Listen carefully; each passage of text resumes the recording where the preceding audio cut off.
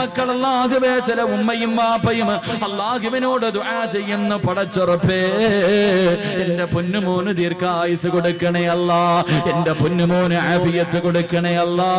രാവിലെ വീട്ടിൽ നിന്ന് ഇറങ്ങിപ്പോയ തന്റെ പൊന്നാര മകന് വീട്ടിലേക്ക് മടങ്ങി വരുന്നത് വരെ ഒരു സമാധാനമില്ലാതെ പടച്ചവനെ ഒന്നിരിക്കാൻ കഴിയാതെ ഉറക്കം വരാതെ മാതാപിതാക്കള് തന്റെ പൊന്നുമക്കളെ കാത്തിരിക്കുമ്പോ എന്റെ പ്രിയമുള്ളവരെ മറ്റൊരു ഭാഗം നോക്കുമ്പോ അല്ലാഹുവേ മാതാപിതാക്കള് പടച്ച റബ്ബിനോട് ചോദിക്കുന്നു, അല്ലാ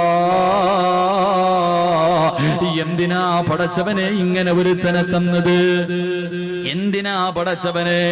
അല്ലാഹുവേ ഉമ്മയും വാപ്പയും അല്ലാഹുവോട് തന്നെ ചോദിക്കുകയാ, എന്തിനാ അല്ലാ ഇങ്ങനെ ഒരുത്തനെ എനിക്ക് തന്നത്?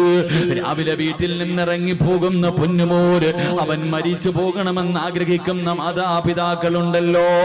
അല്ലാഹുവേ പടച്ചവനെ മക്കള് നന്നാകണമെന്ന് ആഗ്രഹിക്കുന്ന, തന്റെ മക്കള് നന്നാകണമെന്ന് ദുആ ചെയ്യേണ്ട നാവ് കൊണ്ട് ഇവൻ നശിച്ചു പോകട്ടെ, ഇവൻ മുടിഞ്ഞു പോകട്ടെ എന്നല്ലാഹുവേ തന്റെ മക്കൾക്കെതിരെ ദുആ ചെയ്യുന്ന മാതാപിതാക്കളുമുണ്ട്.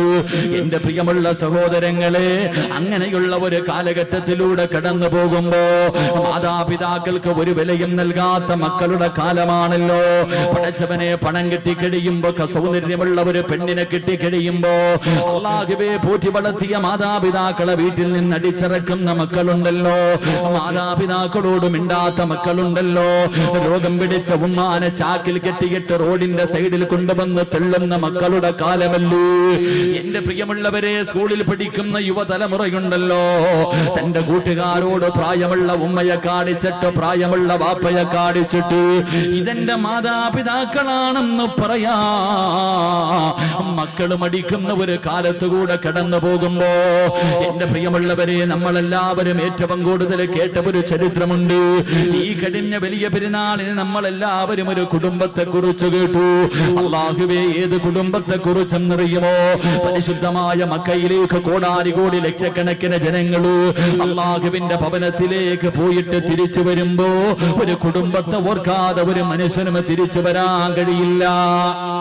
അല്ലാഹുവിന്റെ മക്കയിലേക്ക് പരിശുദ്ധ കഅബയിലേക്ക് ചെന്നിട്ട് ഒരു വാപ്പയെയും ഉമ്മയെയും മകനെയും കുറിച്ച് ചിന്തിക്കാതെ അവര് തന്നെയാണല്ലോ, അവരുടെ സ്മരണ തന്നെയാണല്ലോ ഇബ്രാഹിം നബിയെയും ഹാജറ ബീബിയെയും ഇസ്മായിൽ നബിയെയും ഈ ഭാര്യ ഭർത്താവിനെയും മകനെയും ഓർക്കാതെ ഒരു മനുഷ്യനും മക്കയിൽ നിന്ന് മടങ്ങി വരാൻ കഴിയില്ലല്ലോ. എന്റെ പ്രിയമുള്ളവരെ, അല്ലാഹുവിന്റെ ഖുർആൻ പറഞ്ഞ മക്കളാരെന്നറിയുമോ? അല്ലാഹുവിന്റെ പരിശുദ്ധമായ ഖുർആൻ ഒരു മകനെ കുറിച്ച് പറഞ്ഞു തരികയാ. പാതിരാത്രി ഒരുമിച്ച് കൂടി എന്റെ പ്രിയമുള്ള ഉപ്പമാരോട് ഉമ്മമാരോട് എന്റെ പ്രിയപ്പെട്ട മാതാപിതാക്കളോട് ചെറുപ്പക്കാരോട്, മക്കളെ ഖുർആൻ പറഞ്ഞ മകനേതെന്നറിയുമോ? എന്റെ പ്രിയമുള്ളവരെ, അല്ലാഹുവിന്റെ ഖുർആൻ പറയുന്നു, ഇന്നല്ലാഹ ഇസ്തഫാ ലി ആദമ വനൂഹ വആല ഇബ്രാഹീം. അല്ലാഹുവിന്റെ പരിശുദ്ധമായ ഖുർആൻ പറയുന്നു, ആദം നബി അലൈഹിസ്സലാമിനെ അല്ലാഹു തിരഞ്ഞെടുത്തു, നൂഹ് നബി അലൈഹിസ്സലാമിനെയും അല്ലാഹു തിരഞ്ഞെടുത്തു. എന്നിട്ട് അല്ലാഹു പറഞ്ഞു വആല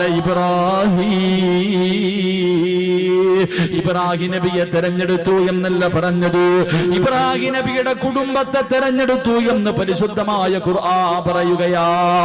ഏത് കുടുംബമെന്നറിയുമോ? എന്റെ പ്രിയമുള്ളവരെ, ആരാണ് ഇബ്രാഹിം നബി എന്നറിയുമോ? ഇബ്രാഹിം നബിയുടെ ചരിത്രം ഈ മുസ്ലിമീങ്ങൾക്ക് മറക്കാൻ കഴിയില്ലല്ലോ. എന്റെ പ്രിയമുള്ളവരെ, മഹാനായ ഖലീലുല്ലാഹി ഇബ്രാഹിം നബി അലൈഹിസ്സലാം തന്റെ പ്രിയപ്പെട്ട ഭാര്യയായ സാറാ ബീവി റളിയല്ലാഹു തആല അൻഹാ രണ്ടുപേരും വിവാഹം കഴിഞ്ഞു. ഒരുപാട് നാളുകളായി മക്കളില്ല, രണ്ടുപേർക്കും പ്രായമായിരിക്കുകയാണ്. ആ സമയത്ത് ഇബ്രാഹിം നബി അല്ലാഹുവിനോട് ദുആ ചെയ്യുകയാ, മക്കളെ കിട്ടാൻ ദുആ ചെയ്യുകയാണ്. എന്നിട്ടും മക്കളെ കിട്ടാതെ വന്നപ്പോ തന്റെ പ്രിയപ്പെട്ട ഭാര്യയായ സാറാ ബീവി റളിയല്ലാഹു തആല അൻഹാ അവന്റെ ഭർത്താവായ ഇബ്രാഹിം നബിയോട് അവിടുന്ന് പറയുന്നു, നബിയേ, ഇനി ഞാൻ പ്രസവിക്കുമെന്ന് തോന്നുന്നില്ല നബിയേ, എനിക്കൊരുപാട് പ്രായമായല്ലോ, അതുകൊണ്ട് നിങ്ങൾ മറ്റൊരു വിവാഹം കഴിക്കണം നബിയേ. ഒരു ഭാര്യ ഭർത്താവിനോട് മറ്റൊരു വിവാഹം കഴിക്കാൻ പറയുകയാ. ഇബ്രാഹിം നബിയോട് ഭാര്യയോട് പറഞ്ഞു, നിങ്ങൾ മറ്റൊരു വിവാഹം കഴിക്കണം. ആ വിവാഹത്തിലൂടെ ഒരു കുഞ്ഞുണ്ടായാ അത് എന്റെ കുഞ്ഞ് തന്നെയല്ലേ നബിയേ, എനിക്കവനെ സ്നേഹിക്കാൻ കഴിയുമല്ലോ. ഇബ്രാഹിം നബി തന്റെ പ്രിയപ്പെട്ട ഭാര്യയോട് പറഞ്ഞു, സാറാ, എങ്കിൽ നീ തന്നെ ഒരു പെണ്ണിനെ കാണിച്ചതാ. ആരെയാണ് ഞാൻ വിവാഹം കഴിക്കേണ്ടത്? നീ തന്നെ കാണിച്ചതാ സാറാ. സാറാ ബീവി റളിയല്ലാഹു തആല ഒരു പെണ്ണിനെ കാണിച്ചു കൊടുക്കുകയാ. ആരെയാ കാണിച്ചു കൊടുത്തത്? മഹദി ഹാജറ. ഹാജറാ ബീവി റളിയല്ലാഹു തആല അൻഹയെ കാണിച്ചു കൊടുക്കുകയാണ്. എന്റെ പ്രിയമുള്ളവരെ, ചരിത്രമറിയാ, ഇബ്രാഹിം നബി ഹാജറാ ബിയെ വിവാഹം കഴിച്ചു. അവിടെ നിന്നൊരു കുഞ്ഞു ജനിക്കുകയാണ്, ഒരു പൊന്നുമോന് ജനിക്കുകയാണ്. ഇസ്മായിൽ എന്ന് പേരിടുകയാ. അല്ലാഹുവേ, തന്റെ പ്രിയപ്പെട്ട ഭാര്യ പ്രസവിച്ച് തന്റെ ചോരക്കുഞ്ഞിനെയും കെട്ടിപ്പിടിച്ചു കൊണ്ടിരിക്കുമ്പോ അതാ വരുന്നു ഇബ്രാഹിം നബി. വന്നിട്ട് പറയുന്നു, ഹാജറാ, യാത്രയ്ക്ക് പോകാൻ തയ്യാറെടുത്തോ. പ്രസവിച്ച് കിടക്കുന്ന ഭാര്യയോട് പറയുകയാണ്, ചോര കുഞ്ഞിനെയും എടുത്തിട്ട് യാത്രയ്ക്ക് തയ്യാറെടുത്തോ. ഹാജറ ചോദിച്ചു, എവിടേക്കാണ് പോകുന്നതെന്ന് ചോദിച്ചില്ല. ഭർത്താവ് ഒരുങ്ങാൻ പറഞ്ഞു, ഞാൻ പ്രസവിച്ച് കിടക്കുകയാണെന്ന് പറഞ്ഞില്ല. ഒരുങ്ങാൻ പറഞ്ഞു. ആ സാലിഹത്തായ പെണ്ണനുസരിക്കുകയാണ്. ഭർത്താവ് ഒരുങ്ങാൻ പറഞ്ഞു, ആ പെണ്ണൊരുങ്ങുകയാണ്. തന്റെ ചോര കുഞ്ഞിനെ എടുത്തു.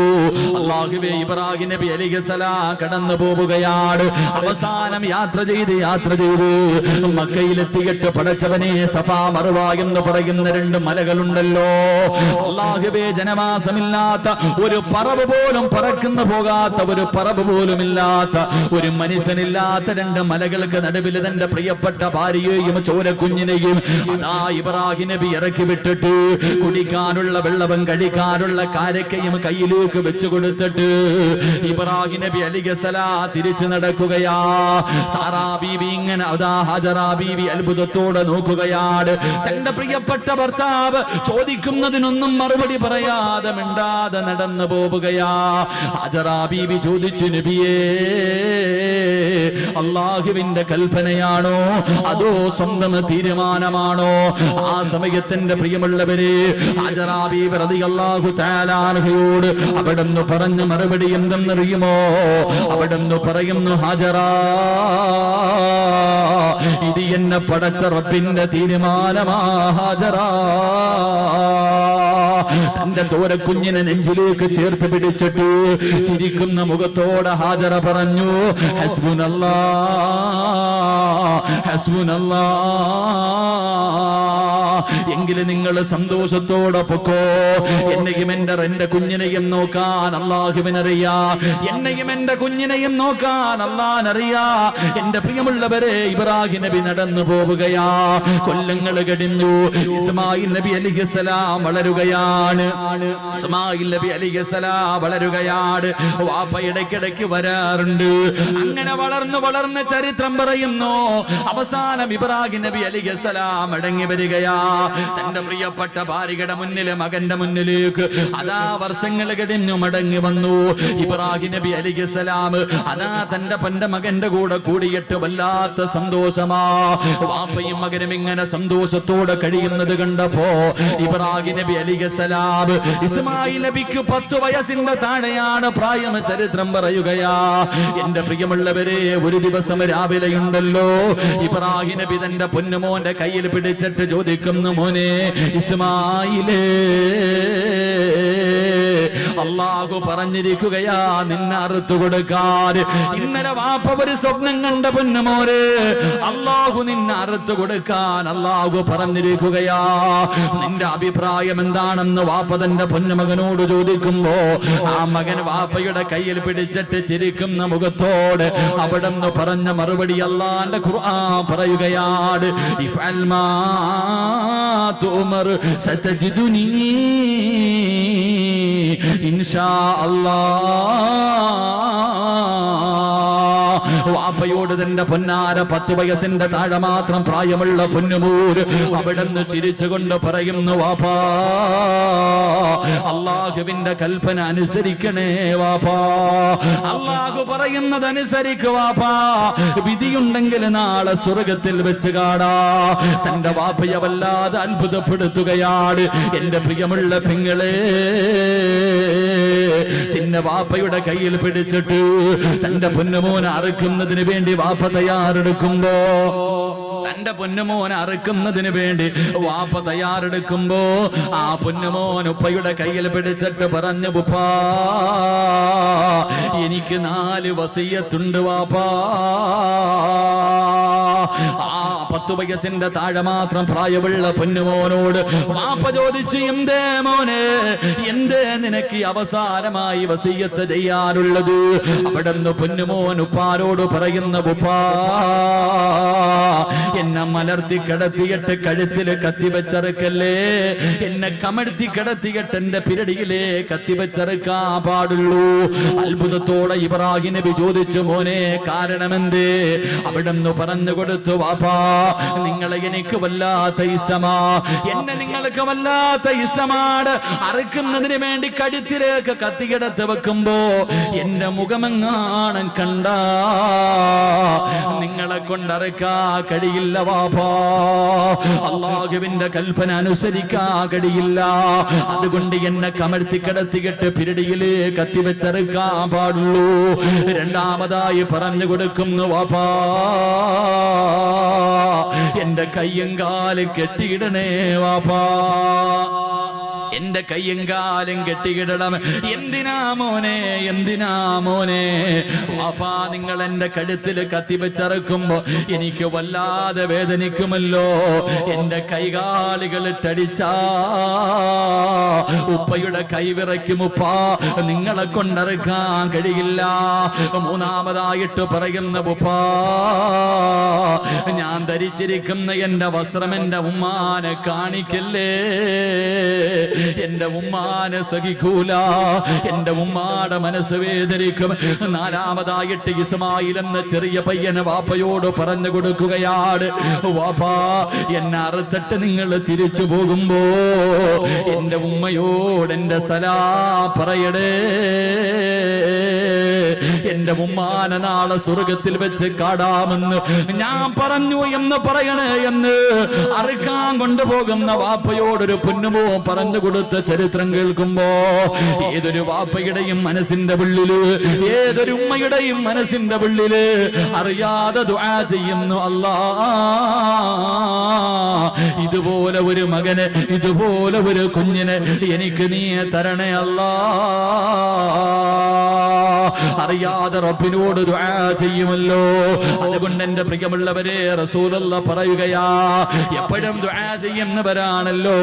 അല്ലാഹുവിന്റെ റസൂൽ പറയുകയാണ്, സാലിഹായ മക്കളെ നമുക്ക് വേണം, നന്മയുള്ള മക്കളെ നമുക്ക് വേണം, നമ്മളെ സ്നേഹിക്കുന്ന മക്കളെ നമുക്ക് വേണം, നമുക്ക് ദുനിയാവിലും ആഖിറത്തിലും ഉപകരിക്കുന്ന മക്കളെ നമുക്ക് വേണം. നമ്മുടെ മയ്യത്ത് കുളിപ്പിക്കാൻ അറിയുന്ന, മയ്യത്ത് നമസ്കരിക്കാൻ അറിയുന്ന, ഖബറിന്റെ ചാരത്ത് വന്ന് ദുആ ചെയ്യുന്ന അല്ലാഹുവിന്റെ പ്രവാചകൻ അവിടെന്ന് പറഞ്ഞു കൊടുത്തു, സഹാബാ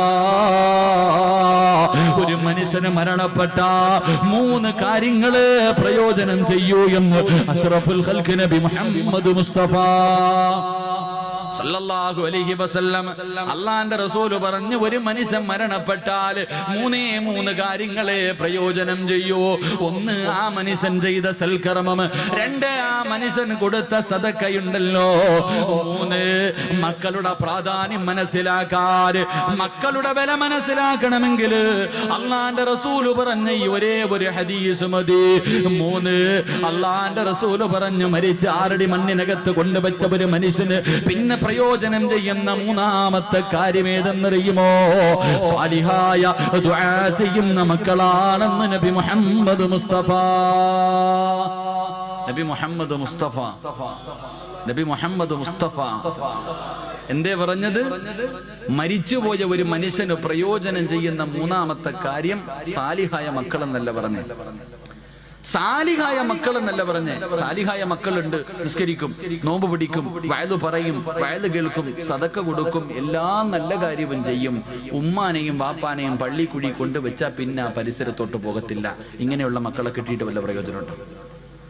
ഇങ്ങനെയുള്ള മക്കളെ കിട്ടിയിട്ട് പ്രയോജനമില്ല. വാപ്പയും ഉമ്മയും മരിച്ചു കഴിഞ്ഞാൽ പിന്നെ കഴിഞ്ഞു, കുഴിച്ചിട്ട് കഴിഞ്ഞാൽ അവരോടുള്ള ബന്ധം കഴിഞ്ഞു. അങ്ങനെയല്ല. റസൂലുള്ള പറഞ്ഞു, സ്വാലിഹായ ദുആ ചെയ്യുന്ന മക്കൾ, സാലിഹായ മരിച്ചുപോയവരുടെ ഖബറിന്റെ ചാരത്ത് ചെന്ന് പൊട്ടിക്കരഞ്ഞ് ദുആ ചെയ്യുന്ന മക്കൾ, അതാണ് മക്കളെന്ന് നബി മുഹമ്മദ് മുസ്തഫ. നബി മുഹമ്മദ് മുസ്തഫ അള്ളാഹു അങ്ങനെയുള്ള മക്കളിൽ എന്നെയും നിങ്ങളെയും ഉൾപ്പെടുത്തി അനുഗ്രഹിക്കുമാറാകട്ടെ. അള്ളാഹു അങ്ങനെയുള്ള മക്കളെ നമുക്ക് നൽകി അനുഗ്രഹിക്കുമാറാകട്ടെ. ആദ്യം അങ്ങനെയുള്ള മക്കളാകണം ഞാനും നിങ്ങൾ. ഇപ്പം ചോദിക്കും, നിങ്ങളൊക്കെ വളർന്നു, നിങ്ങൾക്കും മക്കളായി, പക്ഷെ നിന്റെ ഉമ്മയ്ക്കും വാപ്പയ്ക്കും നീ എത്ര വളർന്നാലും മക്കൾ തന്നെയല്ലേ? എത്ര വളർന്നാലും നിന്റെ മാതാപിതാക്കൾക്ക് നീ മക്കളാ. അപ്പൊ നീയും നന്നാകണം, നിന്റെ മക്കൾ നന്നാകണം. അള്ളാഹു നമ്മളെല്ലാവരെയും നന്നാക്കി തരുമാറാകട്ടെ. അള്ളാഹു നമ്മളൊക്കെ സാലിഹ്യങ്ങളിൽ പെടുത്തുമാറാകട്ടെ. സാലിഹായ മക്കളാകാൻ ആഗ്രഹമുള്ളവരെന്ന് കൈവക്കിക്കും. സാലിഹായ മക്കള് അൽഹംദുലില്ലാഹ്, പെണ്ണുങ്ങളൊന്നും പൊക്കൂല, വേറെ വല്ല കാര്യത്തിലായിരുന്നെങ്കിൽ ഇപ്പൊ ചാടി കയറി എഴുന്നേറ്റ് നിന്നേ. നീ സാലിഹായ നിനക്കുള്ള, നീ ചെയ്ത നിന്റെ മക്കൾ നിന്നോട് ചെയ്യും, നീ ചെയ്തില്ലേ നിന്റെ മക്കളും അത് തന്നെ കാണിക്കും. അള്ളാഹു നമ്മളൊക്കെ സാലിഹ്യങ്ങളിൽ പെടുത്തുമാറാകട്ടെ. സാലിഹായ മക്കളെ കിട്ടണമെങ്കിൽ വെറുതെ കിട്ടൂല. സാലിഹായ മക്കളെ കിട്ടണമെങ്കിൽ വെറുതെ കിട്ടൂല. സാലിഹായ മക്കളെ കിട്ടണമെങ്കിൽ ചില കാര്യങ്ങൾ ചെയ്യണമെന്ന് അള്ളാഹുവിന്റെ വിശുദ്ധ ഖുർആൻ. അള്ളാഹു പഠിക്കാൻ ഭാഗ്യം നൽകി അനുഗ്രഹിക്കുമാറാകട്ടെ. ചില കാര്യങ്ങൾ ഖുർആൻ പറയുന്നുണ്ട്. ആ പറയുന്ന കാര്യങ്ങൾ ചെയ്താലേ നമുക്ക് നല്ല മക്കളെ കിട്ടത്തുള്ളൂ. അള്ളാഹു അങ്ങനെയുള്ള മക്കളിൽ പെടുത്തുമാറാകട്ടെ. അള്ളാഹു പഠിക്കാനുള്ള ഭാഗ്യം നൽകി അനുഗ്രഹിക്കുമാറാകട്ടെ. എന്റെ പ്രിയമുള്ള സഹോദരങ്ങളെ, സാലിഹായ മക്കളെ കിട്ടണമെങ്കിൽ ഒന്ന്, എല്ലാവരും നേരെ ഇരിക്കും. എല്ലാവരും നേരെ ഇരുന്നേ. ചെളിയിലായിരിക്കുന്നത്, കാല് പൊതയണ്ട. എല്ലാവരും നേരെ ഇരിക്കും. ഇങ്ങനെ ചാരി ഇരിക്കുമ്പോ ഉറക്കം വരും. ഇങ്ങനെ ചാരി ഇരിക്കുമ്പോ ശൈത്താൻ അടുത്ത് വന്നിട്ട് അളിയാ ഉറങ്ങടാന്ന് ഇങ്ങനെ തടകുക. ഓനിങ്ങനെ തടകി ഉറക്കാൻ നടക്കുക. ഓനിപ്പോ ഏറും കൊണ്ടിട്ട് വെറുതെ നടക്കുക. ഈ 28 ലക്ഷം ഹാജിമാരെങ്ങാണ്ട് ഈ വർഷമുണ്ട്. എല്ലാരും കൂടെ എറിഞ്ഞെറിഞ്ഞവന്റെ ഊപ്പാട് വന്നിരിക്കുക. എല്ലാരും കൂടെ പോയി കിടന്നിട്ട് ജംറയിലും അള്ളാഹു 7 കല്ല് വെച്ച് 21 കല്ല് ഒരു ദിവസം. എന്തോ ഏറെന്ന് പറഞ്ഞ ഓരോ മനുഷ്യന്റെ ഏറ്. ചില പാകിസ്ഥാനികളൊക്കെ ചെരുപ്പാ എറിയുന്ന ഊരിയിട്ട് ശൈത്താനെ. അതാ മനസ്സിലാക്കേണ്ടത്. ശൈത്താൻ ചിലരുടെ ഏറ് കാണുമ്പോ നമ്മള് ഏറ്റവും കൂടുതൽ ഈ സെൽഫിയുടെ കാലമാണല്ലോ. ജംറയിൽ ഇങ്ങനെ കല്ലെറിയ, ശൈത്താനെ കല്ലെറിയുന്ന സമയത്ത് ഒരുത്തൻ ഒരു സെൽഫി, ശൈത്താനോടൊപ്പം ഒരു സെൽഫി പത്രത്തിലൊക്കെ ഉണ്ടായിരുന്നു. കല്ലെറിയുമ്പോഴും സെൽഫി. ഓനെ നോക്കിയിട്ട് ശൈത്താൻ ചിരിക്ക, എടാ നീ എന്നെ എറിയുന്നു, നീ നിന്നെ തന്നെ എറിയടാ എന്നാ ചിന്തിക്കണേ. അപ്പൊ അതുകൊണ്ട് ഇങ്ങനെയുള്ള സദസ്സിൽ വന്നിരുത്തിയിട്ട് നമ്മളെ ഉറക്കാൻ അവൻ പരിശ്രമിക്കും. ഉറങ്ങണ്ട, ഉറങ്ങാനൊരു ഭാഗ്യം വേണം. ഇല്ലേ ഉസ്താദ്, സ്വർഗത്തിരുന്ന് ഉറങ്ങാനൊരു യോഗം വേണ്ടേ? ശരി, അള്ളാഹു നമുക്ക് കയ്യുമാ നൽകി അനുഗ്രഹിക്കുമാറാകട്ടെ. അതുകൊണ്ട് സാലിഹായ മക്കളെ കിട്ടണമെങ്കിൽ ഒന്ന് ഖുർആൻ പറയാം. അള്ളാഹുവിന്റെ പരിശുദ്ധമായ ഖുർആൻ പറയുന്ന സ്വാലിഹായ മക്കളെ കിട്ടണമെങ്കിൽ ഒന്ന്. എന്റെ പ്രിയമുള്ള സഹോദരങ്ങളെ, ഒരു മനുഷ്യൻ ഒരു കൃഷി ചെയ്യാൻ തീരുമാനിച്ചു. കൃഷി ചെയ്യാൻ ഒരാള് തീരുമാനിക്കുമ്പോ ഇന്ന സ്ഥലത്ത് കൃഷി ചെയ്താൽ വിളവ് കിട്ടുമെന്ന് ഉറപ്പുള്ള സ്ഥലത്തല്ലേ കൃഷി ചെയ്യാറുള്ളൂ? ഇല്ലേ മനുഷ്യന്മാരെ പറ. ഇവിടെ കൃഷി ഇറക്കിയാൽ വിളവ് കിട്ടുമെന്ന് ഉറപ്പുള്ള സ്ഥലത്തെ ഒരാൾ കൃഷി ചെയ്യത്തുള്ളൂ. ഒരു കട, ഒരു സ്ഥാപനം തുടങ്ങിയാൽ ഇവിടെ കച്ചവടം ഉണ്ടാകും, ലാഭം ഉണ്ടാകാൻ സാധ്യതയുണ്ടെങ്കിൽ മാത്രമേ ഒരാൾ അവിടെ കടയിടാൻ പോകത്തുള്ളൂ. കടയിട്ടാൽ കച്ചവടം നടക്കൂല എന്നുറപ്പുള്ള സ്ഥലത്ത് ആരെങ്കിലും കൃഷി ഇറക്കോ അല്ലെങ്കിൽ കടയിടോ? ചെയ്യൂല. എങ്കിൽ അള്ളാഹുവിന്റെ പരിശുദ്ധമായ ഖുർആൻ പറയുകയാണ്, സ്വാലിഹായ മക്കളെ കിട്ടണമെങ്കിൽ ഒന്നാമതായി ഖുർആൻ പറയുകയാ, വൽ ബലദു തയ്യിബു യഖ്റുജു നബാതുഹു ബിഇദ്നി റബ്ബി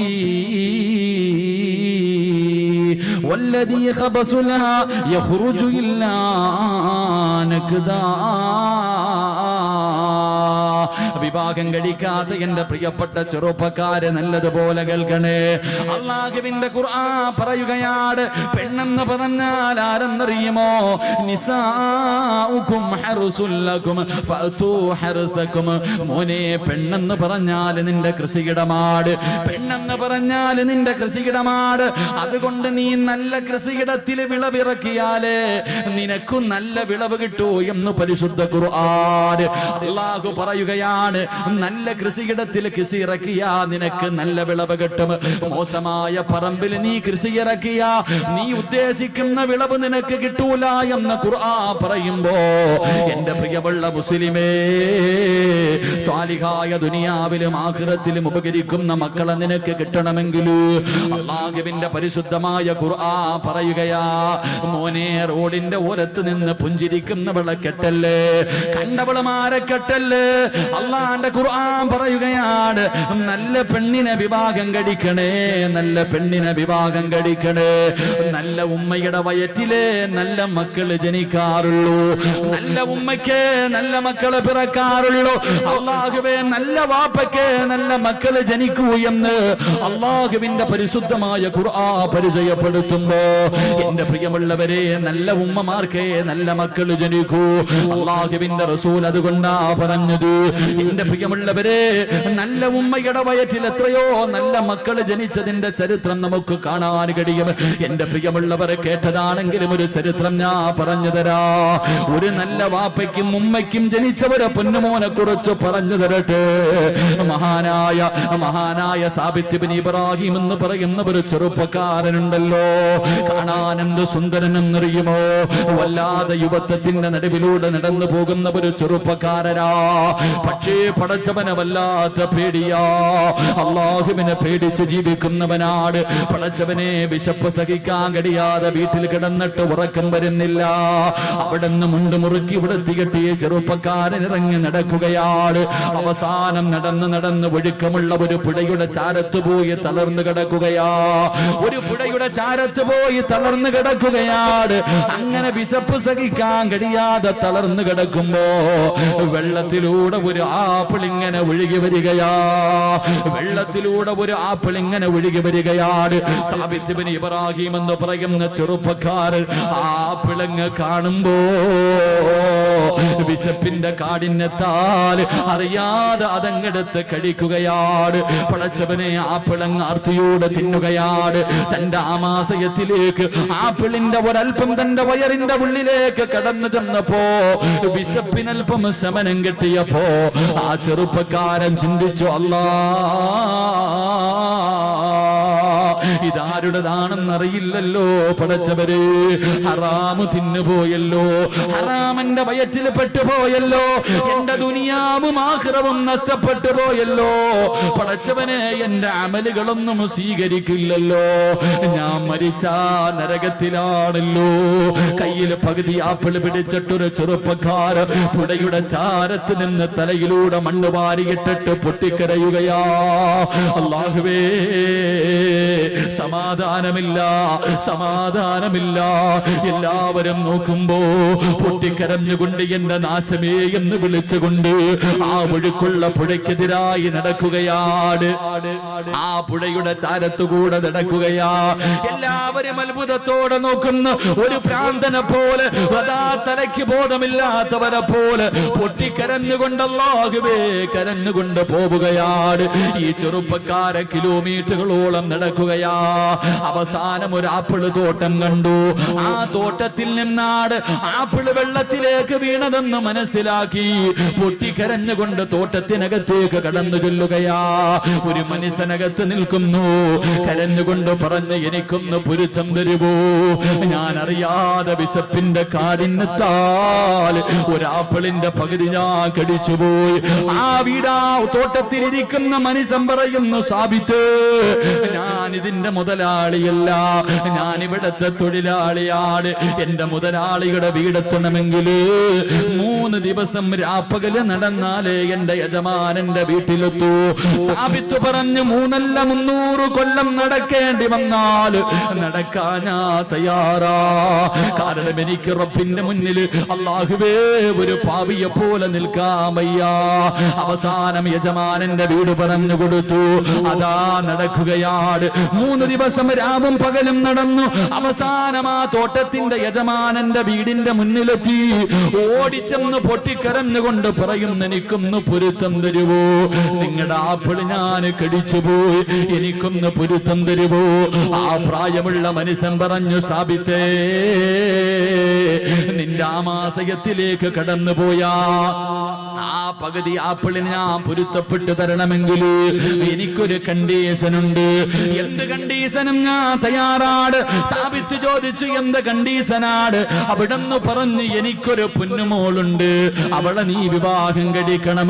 അവൾക്കാണെങ്കിൽ കണ്ണിന് കാഴ്ചയില്ല, അവൾക്ക് ചെവിക്ക് കേൾവിയില്ല, അവൾക്ക് നടക്കാൻ കാലില്ല, വികലാംഗയായ കാണാനടകില്ലാത്ത എന്റെ പൊന്നുമോളെ വിവാഹം കഴിച്ചാലേ നിനക്ക് പൊരുത്തം തരൂ എന്ന് പറയുമ്പോ പൊട്ടിക്കരഞ്ഞുകൊണ്ട് സാബിത്ത് പറഞ്ഞു, അല്ലാ, ഒരു കൊതുകിന്റെ ചിറകിന് പോലും വിലയില്ലാത്ത ദുനിയാവല്ലേ, എന്തിനും ഞാൻ തയ്യാറാ. അവസാനം കണ്ണില്ലാത്ത, കണ്ണ് കാണാത്ത, ചെവി കേൾക്കാത്ത, കാലില്ലാത്ത, കാണാ സുന്ദരിയല്ലാത്ത, ഒരിക്കൽ പോലും കണ്ടിട്ടില്ലാത്ത പെണ്ണിനെ വിവാഹം കഴിക്കുകയാണ്. റബ്ബേ, വിവാഹം കഴിഞ്ഞു. മണിയറക്കകത്തേക്ക് കടന്നു ചെല്ലുമ്പോ സുബ്ഹാനല്ലാഹ്, കാണാനടകുള്ള ഒരു സുന്ദരിയായ പെണ്ണ് മണിയറക്കകത്ത് ഒരുങ്ങിയിരിക്കുകയാ. സാബിത്ത് ചോദിച്ചു, എന്റെ ഭാര്യ എവിടെ? കണ്ണ് കാണാത്ത, ചെവി കേൾക്കാത്ത, സൗന്ദര്യമില്ലാത്ത, കാലിന് സ്വാധീനമില്ലാത്ത എന്റെ ഭാര്യ എവിടെ എന്ന് ചോദിക്കുമ്പോ ആ പെണ്ണ് കയ്യിൽ പിടിച്ചിട്ട് പറഞ്ഞു, സാബിത്തേ, ഞാനാണ് നിന്റെ ഭാര്യ, ഞാൻ തന്നെയാണ് നിങ്ങളുടെ ഭാര്യ. എന്റെ ഉപ്പ എന്റെ കണ്ണിന് കാഴ്ചയില്ലെന്ന് പറയാനുള്ള കാരണം എന്തെന്നറിയുമോ? ജനിച്ചതിന് ശേഷം, എനിക്ക് ഓർമ്മ വെച്ചതിന് ശേഷം അല്ലാഹു കാണില്ലേ എന്ന് പറഞ്ഞ ഒരു കാര്യവും എന്റെ കണ്ണുകൊണ്ട് ഞാൻ കണ്ടിട്ടില്ല സാബിത്ത്. ഹറാമിന്റെ കണ്ണുകൊണ്ട് കണ്ടിട്ടില്ല, ഹറാമിന്റെ ചെവി കൊണ്ട് കേട്ടിട്ടില്ല, ഒരുത്തനെയും ഫോൺ വിളിച്ചിട്ടില്ല, ഒരു വികാരമുണ്ടാകുന്ന ഒരു മോശമായ സംസാരവും എന്റെ ചെവി കൊണ്ട് ഞാൻ കേട്ടിട്ടില്ല. മൂന്നാമതായിട്ട് ആ പെണ്ണ് പറയുകയാ, അല്ലാഹു പോകരുതേ എന്ന് പറഞ്ഞ ഒരു സ്ഥലത്തേക്ക് എന്റെ ഈ കാലുകൊണ്ട് എന്ന് ഞാൻ നടന്നു പോയിട്ടില്ല. അതുകൊണ്ടാണ് എന്റെ വാപ്പ ഇങ്ങനെ പറഞ്ഞെന്ന് പറയുമ്പോ, എന്റെ പ്രിയമുള്ളവരെ, പെണ്ണെന്ന് പറഞ്ഞാൽ ഇങ്ങനെയാ, ഒരു പെണ്ണെന്ന് പറഞ്ഞാൽ ഇങ്ങനെയാണ്. വെള്ളത്തിലൂടെ ഒഴുകി വന്ന ആപ്പിളെടുത്ത് കടിച്ചിട്ട് പൊരുത്തം ചോദിക്കാൻ പോയ ചെറുപ്പക്കാരൻ, ഈ വാപ്പയ്ക്കും ഉമ്മയ്ക്കും ഒരു മകൻ ജനിച്ചു, ഈ വാപ്പയ്ക്കും ഉമ്മയ്ക്കും ഒരു മകൻ ജനിച്ചു. ഇവരുടെ കൃഷിയിടത്തിൽ ഒരു വിളവ് കിട്ടി. ആ വിളവിന്റെ പേരെന്തെന്നറിയുമോ? മഹാനായ ഇമാമുനാ അബൂ ഹനീഫ. ആ കൃഷിയിടത്തിലെ വിളവാണ് അബൂ ഹനീഫ റഹ്മഹുല്ലാഹ് എന്ന് ചരിത്രം പഠിപ്പിക്കുകയാണ്.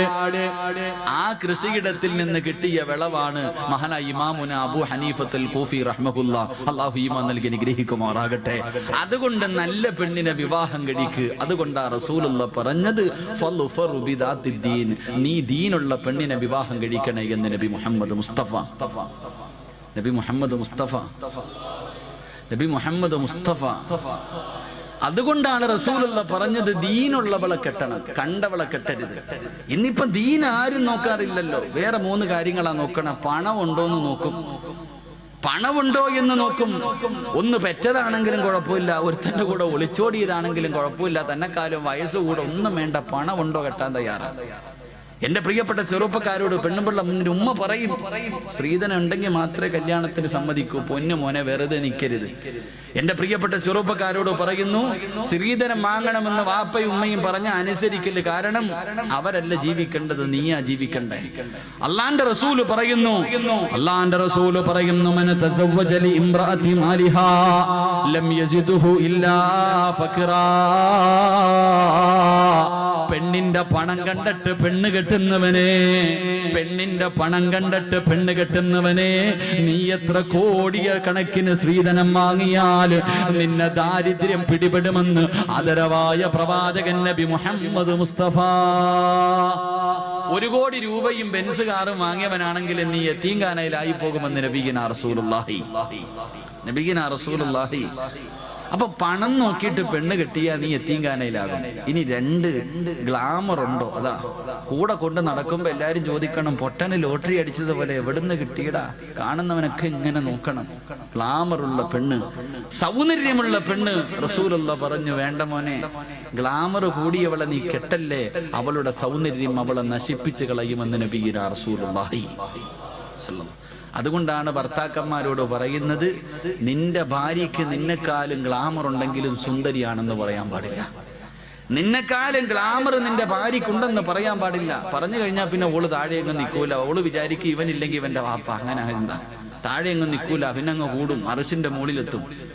പെണ്ണിന്റെ സൗന്ദര്യം നോക്കിയിട്ട് കെട്ടാൻ പാടില്ല. 3 കുടുംബ മഹിമ നോക്കും. അവനവനെ കൊണ്ട് പറ്റുന്നിടത്ത് പോയി കയറിയാ പോരെ. പുളിങ്കൊമ്പിലേ പിടിക്കത്തുള്ളൂ. അത്തപ്പാടിയാ അന്നന്നത്തെ ചെലവിന് എന്റെ ഗതിയില്ലാത്തവനെ വേറി കോടീശ്വരന്റെ മോളെ കെട്ടും. അള്ളാന്റെ റസൂല് പറഞ്ഞു, നീ കുടുംബ മഹിമ നോക്കിയിട്ട് പെണ്ണ് കെട്ടല്ലേ, നീ ആ കുടുംബത്തിൽ നാറിപ്പോകുമെന്ന് നബിയുനാ റസൂലുള്ളാഹി. അവരുടെ മുന്നിൽ നീ നാണം കെട്ടുപോകും, അവനവനെ കൊണ്ട് പറ്റുന്നത്. അതുകൊണ്ടാ പറഞ്ഞത്, നീ നോക്കണ്ട ഒന്നാമത്തെ കാര്യം, അവക്ക് അള്ളാനെ പേടിയുണ്ടോ? നിസ്കരിക്കാൻ അറിയോ? അവൾക്ക് റസൂലുള്ളാഹിനെ കുറിച്ച് അറിയോ? ഖുർആൻ ഓതാൻ അറിയുമോ? ദീനുള്ള പെണ്ണിനെ വിവാഹം കഴിക്ക്. ആ കൃഷിയിടത്തിൽ നല്ല മക്കൾ ജനിക്കുമെന്ന് നബി മുഹമ്മദ് മുസ്തഫ. അള്ളാഹു നമുക്കൊക്കെ നല്ല ഭാര്യമാരെ നൽകി അനുഗ്രഹിക്കുമാറാകട്ടെ. തന്നതിന് അള്ളാഹു നന്നാക്കി തരുമാറാകട്ടെ. ഒരു വാപ്പയും വിവാഹം കഴിക്കാത്ത മകനും കൂടെ ഈ മജ്‌ലിസിന്റെ സദസ്സിലുണ്ട്. ദുആ ചെയ്യുമ്പോൾ ഉസ്താദ് പറയുന്നു, മനസ്സിലെ ആഗ്രഹം എന്താണോ കരുതാൻ പറഞ്ഞാൽ, വിവാഹം കഴിക്കാത്ത മകൻ ഒരു സൈഡിൽ ഇരുന്ന് ചിന്തിക്കും, പടച്ചോനെ ഒരു സാലിഹത്തായ പെണ്ണിനെ എനിക്ക് തരണേ തമ്പുരാനെ. വാപ്പ ഇപ്പുറത്തിരുന്ന് പറയും, തന്നതിനെ ഒന്ന് നന്നാക്കി തരണേ പടച്ചവനെ. 2 പേര് ആവശ്യക്കാരിതാ. ഭാര്യയും വിവാഹം കഴിച്ചവരും കഴിക്കാത്തവരും എല്ലാവരും ഒരു സാലിഹത്തായ പെണ്ണിനെയാ കരുതുന്നേ. അള്ളാഹു നല്ല ഭാര്യമാരെ നൽകി അനുഗ്രഹിക്കുമാറാകട്ടെ.